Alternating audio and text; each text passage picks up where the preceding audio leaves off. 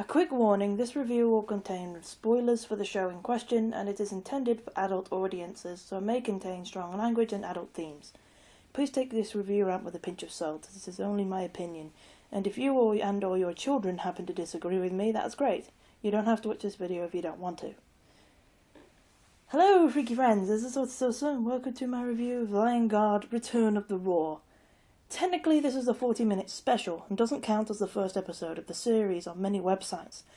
However, I still call it the pilot episode since it introduces the show's plot and characters, as a first episode should, and the first official episode doesn't. So, anyways, this show is usually a 20-minute episode cartoon series created for Disney's paid channel Disney Junior by Disney, aimed at children and based on one of their greatest hits, The Lion King.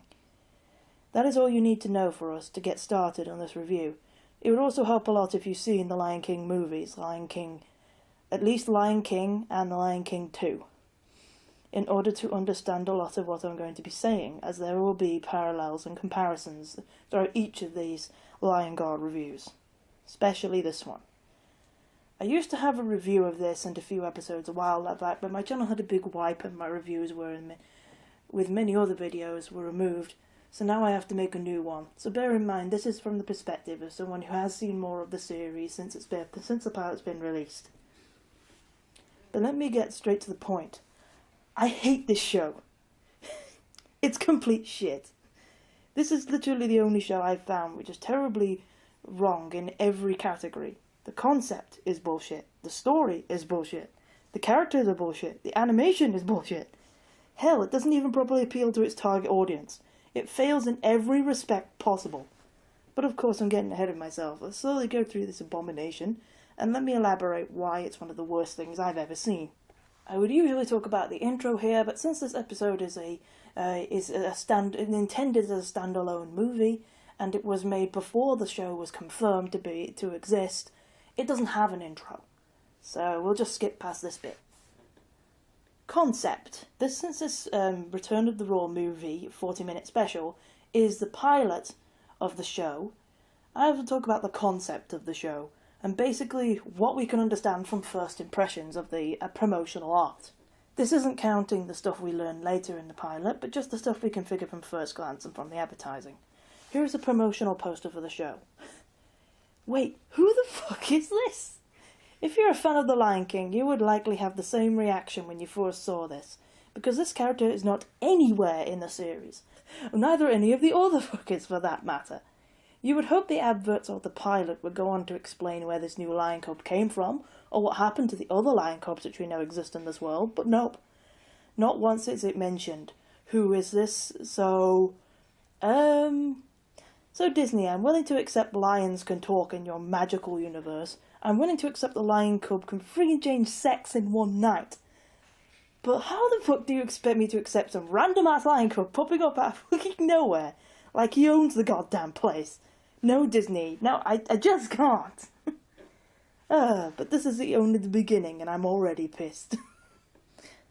So for a few seconds you'll notice something else. Wait, is that a tattoo? Yep, frankly it is. A magic tattoo of all things. Yep, just throw that bombshell in there. Why don't you, since this is a whole new character you didn't even bother to introduce, so who gives a fuck, right? But more detail on that later. Literally you see all these other guys, right? And all of these guys get introductions. Short and stupid introductions, but at least they get one. Main character? Nope. Because that makes sense, right? I mean, who wants to know what the show is about? And who you're meant to be supporting, am I right? Wondering how this random show came about? Looks like some sort of Lion King fanfiction, right? Well, as it turns out, it is! Yep. Disney couldn't be asked to create their own shit, so they just stole someone else's fanfiction and slapped their name on it. Well, ain't that swell?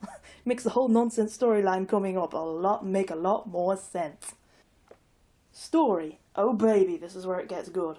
I mean, that is it bad. Really bad.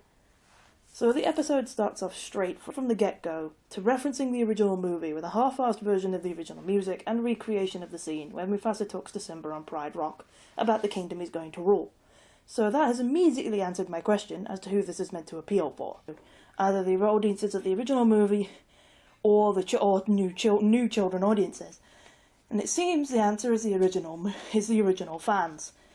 Oh boy, they're going to be disappointed. Here Simba tells Kiara, his daughter, in case you haven't seen The Lion King 2, it doesn't tell you, so the show presumes you already know, she's going to be queen someday, and Keon barges in and starts arguing about how he doesn't want to have responsibilities like she does and would rather have fun. It is here we also find out he's apparently her younger brother, so also the son of Simba, despite the fact we never saw him in The Lion King 2. So I say it again, who the fuck are you? Where the fuck did you come from? It must be some sort of lion magic. Lion magic! But this raises some questions already. Why isn't Keon inheriting the throne? I thought only males could inherit the throne. Or is that not the rules here? Am I the only one who thinks about this? Is how it worked, or am I mistaken on this one? Then it shamelessly refers to the Lion King classic again. Didn't you just do this 5 seconds ago? Wow, they're really riding on this being popular from the previous movie's fame, aren't they? Then I find out this new character Bunga is not only annoying, he also has a catchphrase. I hate you, Disney.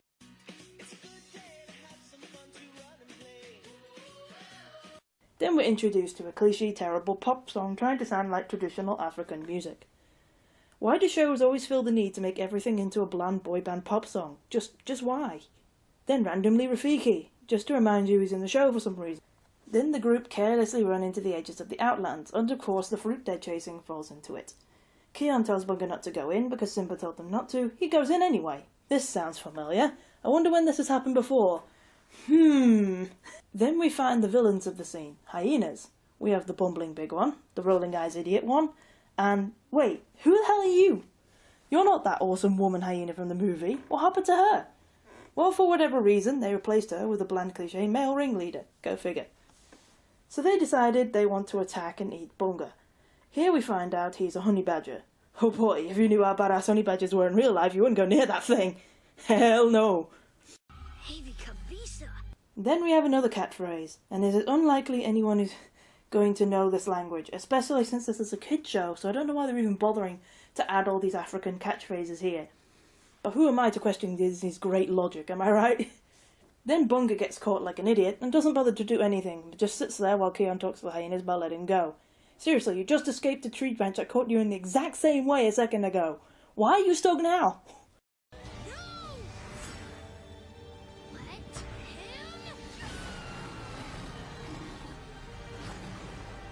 Then Keon gets so pissed he lets out a massive roar, which causes the very ancients to roar with him and shape the clouds or something like that, I don't friggin' know. Then he magically gets a tattoo. Yep, that is literally what happens. Then the hyenas are so stunned, Bunga runs away, which he could have done in the first place. It was unbelievable! And now we found out Bunga doesn't only have one catchphrase, but two, and this one's even worse than the first. I really hate you, Disney. Rafiki, he can't possibly be ready. He's still a cub. Simba, you heard the roar! Then we find out there's a secret Simba is keeping from Keon about his special roar. Son, we need to talk. Oh no, Dad, we already had that talk. Can you feel the love tonight?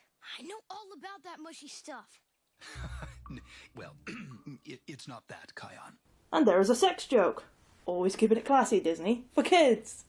This also brings to question, how old is Keon? Well, does he actually know this stuff at his age? Isn't he like 5 or something in lion years? Or are magic lion years different? It's a bunch of vines? Rafiki.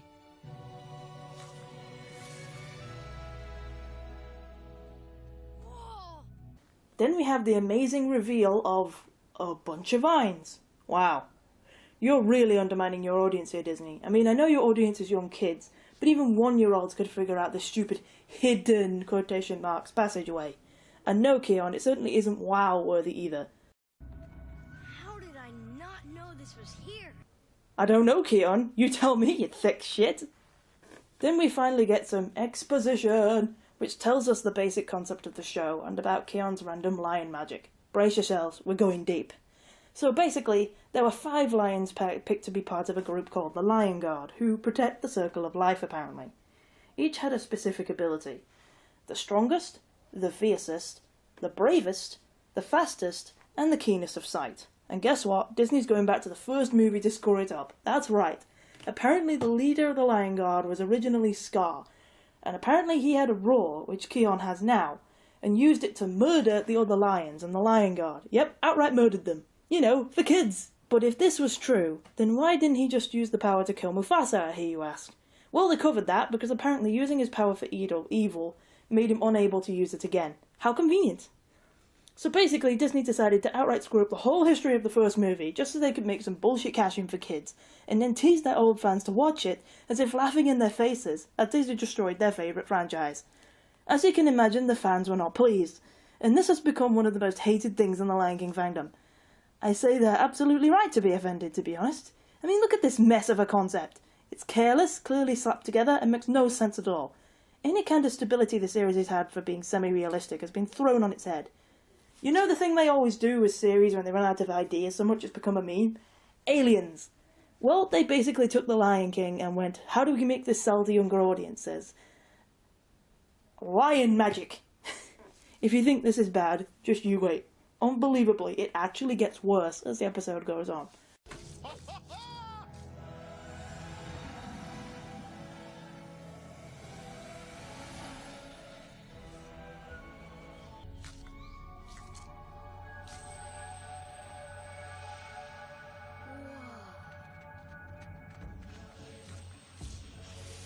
Also, I forgot to mention, apparently Rafiki has unexplained drawing animation and light powers. For some reason. So Keon and Bunga go venturing out to find the members of the Lion Guard. Keon asks Bunga to be the bravest first, because of course the annoying asshole is going to be a main character. Just my luck. Also, Bunga keeps mentioning the fact that Timon and Pumbaa are his uncles. How that works, I don't know. It never tells you. Just gonna add that to my many growing questions about this show. Then we find out one of Kiara's friends has her claws stuck in a tree. Who are these young girl cubs? Never heard of them? Too bad, you'll never hear about them again. Then Timon and Pumbaa arrive. Even though Pumbaa looks fine for some reason, Timon looks like a goddamn amiibo. Then we get sidetracked with a song explaining what Zukazama means, because Disney just realised nobody in the audience knows African. So now I have to admit this song is pretty catchy, but it doesn't stop it from being pointless. But it explains the meaning of Zukazama, doesn't it? No, not really. I'm even more confused as to what it means after the song than I was before. Not that I cared in the first place. Oh, I would have preferred not to waste my extra minutes of my time with this crap. He's brave, all right. Brave bordering on stupid. Bordering? But Timon and Pumbaa don't like... I still don't think Bunga should be signing up for some jungle patrol. Lion Guard! Whatever you call it. Timon, Pumbaa, please! I really do need Bunga on the Lion Guard. He's the bravest animal I know. Bravest animal you know? Well, when you put it that way, congratulations, Bunga. We always knew you had it in you. Oh, well, that was pointless. Oh, Bunga, I'm so proud I could... Oops. Sorry. Then we get a fart joke. It took, let's see, 20 minutes. That's a new record for Disney. Wow, great. Then we see the leader of the hyenas, called Janja, berating the other two hyenas for being scared of a lion cub's roar. They tried to explain how it was scarier, but to be honest, it's just a roar. It literally does nothing except look fancy. And to be honest, Janja's right to call them cowards. Even if Scar was able to use it to kill 4 lions, he was an adult, and Keon didn't do anything. Maybe he needs to hone it or something, God if I know how lion magic works. Then we get a vulture going to Janja to tell him about the new Lion Guard plans, so apparently he's a spy for the Outlands. Wow, they really moved up in the world. This guy's pretty smart to have a spy. Kudos, I guess. He also knows about the Lion Guard, and recognizing how it could be trouble in the middle of the exposition. Yes, the old Lion Guard protected the so-called Circle of Life. If Kion's new Lion Guard wins the trust of the Pride Lands, we Outlanders will...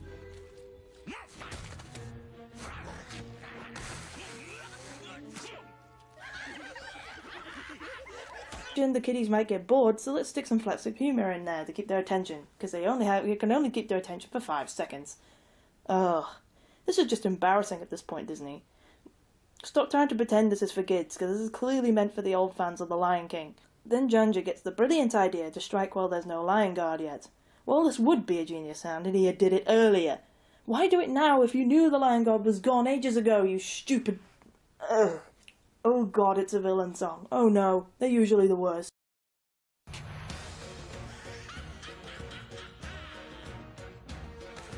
When you live in the Outlands, it's better to make your own rules. Ask anyone outside the Pride Lands. The circle of life is for fools.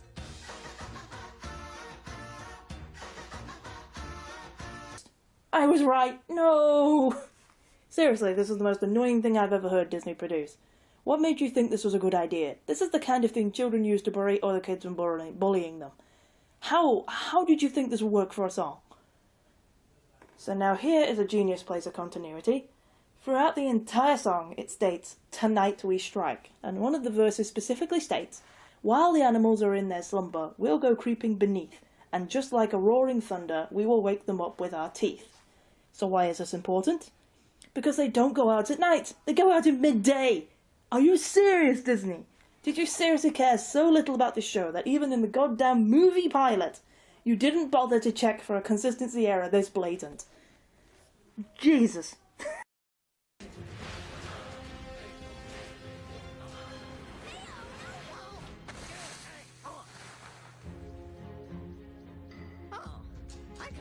So then Keon visits his friend, a bird called Ono, and tells him to join his team due to his great sight. There's one problem with this. Just seconds beforehand, he didn't see Bunga in the grass. Or Keon. Wow, you're not even trying anymore, are you? One water slide coming up. Twin deck vocal. Then we get another character with a catchphrase we don't understand. This guy's a big hippo kid, who is claimed by Keon to be the strongest. But there are elephants in this land, right? So aren't they the strongest? I'm starting to think Keon's just being lazy and literally picking anyone he sees. And of course, he picks a cheetah to be the fastest. Each of these essential characters is being introduced in pretty much a few seconds, except for Bunga. This is why you don't have 5 main characters. I know My Little Pony Friendship is Magic pulled it off, but they had some clever writers and actually planned ahead what the characters should be like so they would bounce off each other well. You just slapped a bunch of random traits together and then use them as appropriate, because you can't even handle writing that many characters. Because you haven't given enough money to the poor people slaving themselves to make this shit. Well, lick my tail and call me a meerkat. Hey, my uncle's a meerkat. No offense, Bunga. Wait, aren't you a honey badger? Then the hippo makes a valid point that Timon and Pumbaa can't be Bunga's uncle because he's a honey badger. But instead of addressing this, they instead just point it out and to show us how stupid they are, and then say nothing to redeem themselves. It's as if they're proud of it. Then Keon tries to show him his roar because the girl's a racist bitch, and fails to do it on command. Then Kiara grasses on Keon like the little bitch she is. Look at that smug face, the bitch. See, Dad? What'd I tell ya? Thank you, Kiara. You and Tifu go ahead and track the gazelle. I need to talk to Kion. Alone. Yes, Dad. Thank you, Princess. Dad, am I glad to see you. I'm not sure why, but when I tried Kion, Kiara tells me you've asked Bunga to join the Lion Guard. Hey. Is this true? Well, yeah. I was just talking to all my friends about it. Your friends? Kion, I asked you to assemble the new Lion Guard.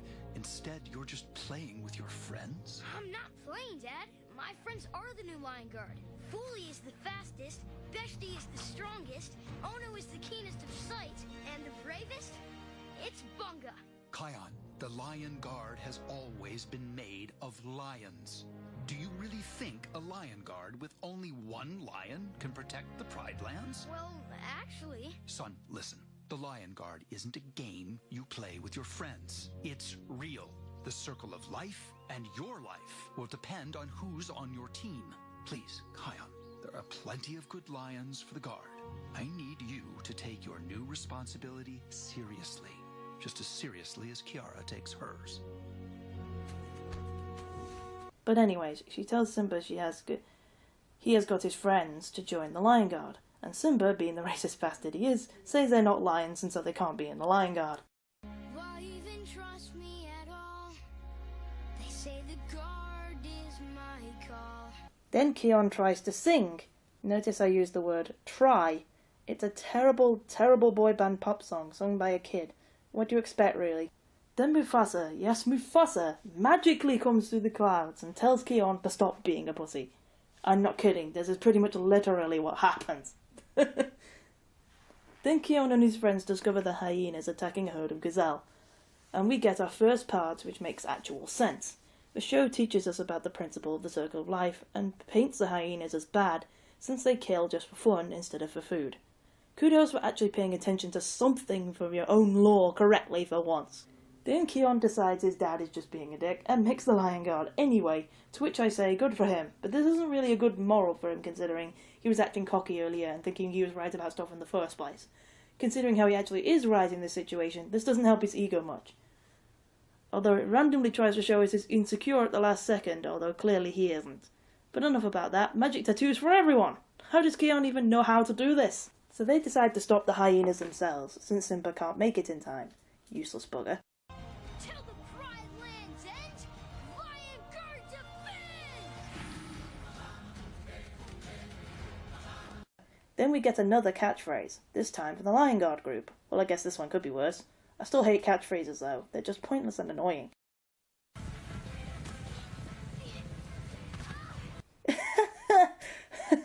What the fuck was that? No, seriously, what the fuck was that? How do you break your paw that way? How? This is just fucking with me now, I swear. Bunga, have you lost your mind? Never had one, Kiara. Yes, they're definitely fucking with me. Now, if you don't mind, scram ya goofy gazelles. Take this!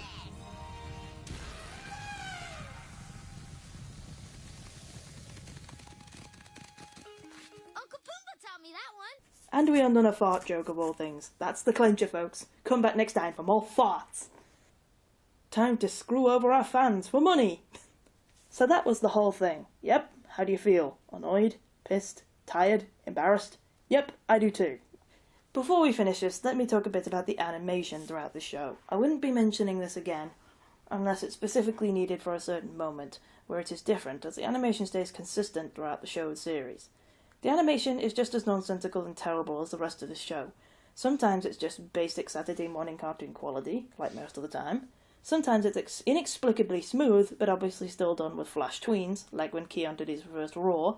And sometimes it's goddamn terrible and there's no excuse for it, like when any character walks. Now that's just lazy, guys, seriously.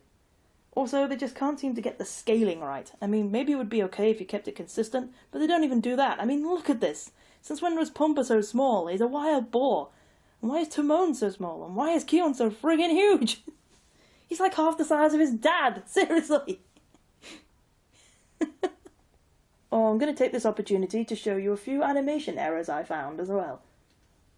Glorious. So, in conclusion, the concept and story of the show completely screw over any original fans of the show, but it also requires you to know the original movies, so even new fans can't understand it either. The characters are either very bland due to the lack of screen time to get to know them, like the cheetah or the hippo, or they're incredibly annoying like Bunga, and the animation is cheap and inconsistent to boot. So in short, please don't make your kids watch this, unless they are absolute fans, because it might leave a lasting impression of animal racism and stupidity that it won't be able to wash off. This was AutisAwsome, and I'm signing off.